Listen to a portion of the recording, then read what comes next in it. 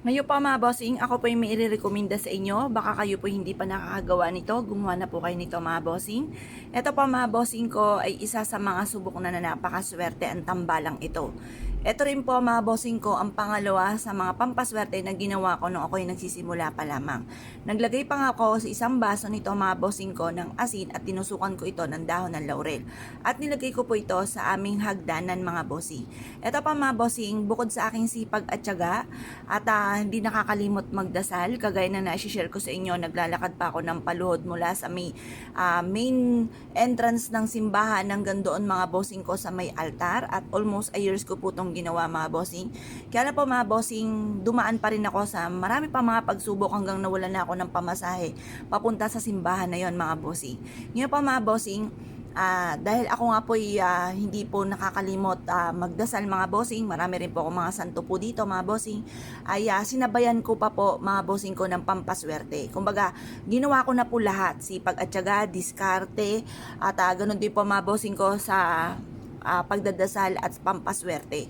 At yun nga po mga bossing ko yung napatunayan ko sa buhay po natin. Kailangan meron tayong apat mga bossing. Yun nga po yung sipag, tiyaga, diskarte, pananalig sa mahal na Panginoon, at ganoon din po mga bossing ko ang pampaswerte.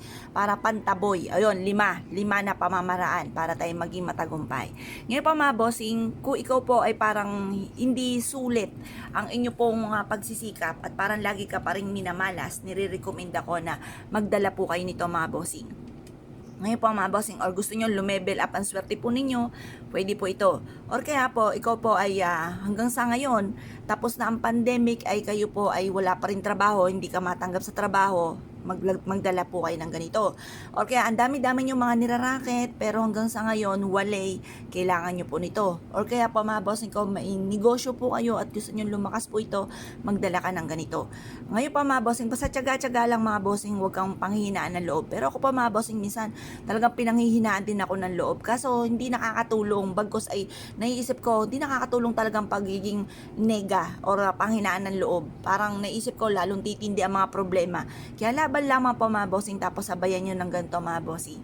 Ngayon pa mga bossing, ang paggawa nito, kailangan focus ka, naniniwala ka, at huwag kang masyadong atat, kasi ang taong laging atat, gustong gusto ka agad na maganap yung mga bagay na ninanais, lalong tumatagal. Basta kalmado ka lamang, basta kung may trabaho ka, sipagan ninyo, gawin nyo na lahat, pinaka-the best ninyo sa trabaho po ninyo, at nasa inyo naman ang pagpapala. Naniniwala ako, kapag ginawa mo yung the best mo, hindi yung bang, talagang parang may limit ang bawat oras, yung mga ganun, may mga taong empleyadong ganun eh.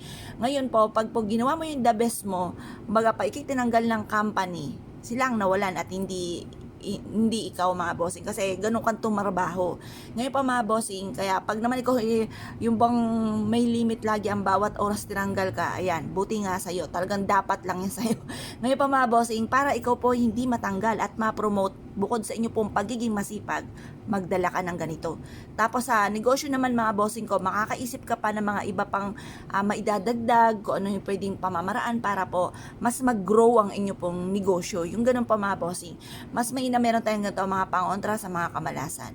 Ngayon pa mga bossing, kung isa ka sa mga mahilig sa mga pampaswerte, magdala ka nito bago ka umalis ng inyong tahanan. Mag-wish ka muna na kayo po ay, kasi makapangyarihan yung salitain natin.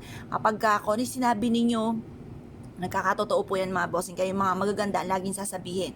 Ano ba, maghanap ka ng trabaho, matatanggap na ako sa trabaho ang aking ina-applyan. Or kaya, ngayong araw na ito, magkakaroon ako ng malaking benta. Ganun po mga bossing. Basta positive lang ang mga laging ibubukas sa bibig. Tapos yung mga nega na nagaganap, yun po ipagdadasal na matapos na ako naman ang mga pagsubok na pinagdadaanan. Kung isa ka sa mga naniwala at nais po itong gawin, huwag na po ay magpatumpik-tumpik pa. Subukan nyo po ito, proven po ito na napakaswerte. Basta't may 100% kang paniniwala, walang imposible. Tapos lalo nyong galingan, lalo nyong sipagan, huwag kang makakalimot magdasal. Nako mga bossing, ewan ko na lamang kung di ma-amaze ka sa mga blessing na darating sa buhay po ninyo.